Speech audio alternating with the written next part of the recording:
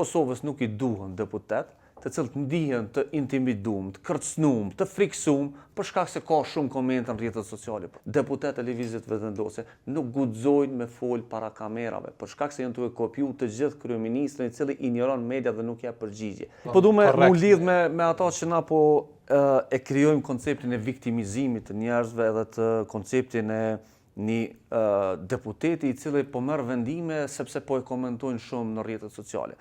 Do të me pas parasysh, Kosovës nuk i duhen deputet të cilët ndihen të intimidum, të kërcnum, të friksum, për shkak se ka shumë komente në rrjetet sociale për ta. Nuk i duhet, po s'ka faj ajo që ka komente. Jo, ka faj.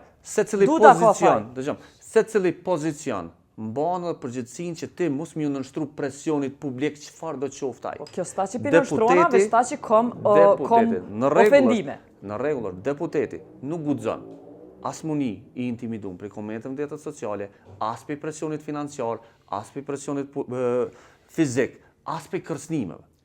Ne nivelin e vlerës e deputetit duhet me ngrit në këtë standard, që deputeti nuk ndikohet prej kurgjafit. Po, çka po i thyu anës tjetër, që në momentin që dikush e ka një kërkesë politike, Krishnik bëhet sak i sulmeve. Kërkesa e saj... Çiki është lufta hibride. Që kjo është lufta me kundërshtar publik. Këto duhet me ditë se cili njeri cili ka funksion publik për momentin Kosovë. Momentin që thu diçka, e i cila nuk i shkon për shtati, një partije, ose një partije tjetër, jo, shumicës së popullit i shkon, jo një partije. Shumicës së njerëzve komentues që s'kan bojnë me parti, po e komentojnë. Shumicës së komentuesve, po mos të harrojmë që një gjysa e komentuesve janë hibride, nuk janë komentues real. Janë komente të inicume prej hapësirave të cilat identifikohen që ekzistojnë brenda partive politike. A jetë të militantat vendosës? Jo militant, janë krijues të kontentit, halo marran është. Pra janë profile fake të cilat provokojnë debate, nxisin debate etj etj. Pra, në këtë shoqëni na duhet me kuptu që kemi eskalu në një debat të dhënshëm i cili është shumë i rrezikshëm. E i cili mundet edhe me na i pengu demokracinë. E po thu, deputetës me thu, mos bjen presion, a ne po thu, kemi eskalu. Kjo çka po thonë, kjo gjendje është në rreziku demokracinë. Kjo gjendje është në e pru deputet me votu ose mos me votu. Kjo gjendje është në e pru deputet mos me fol.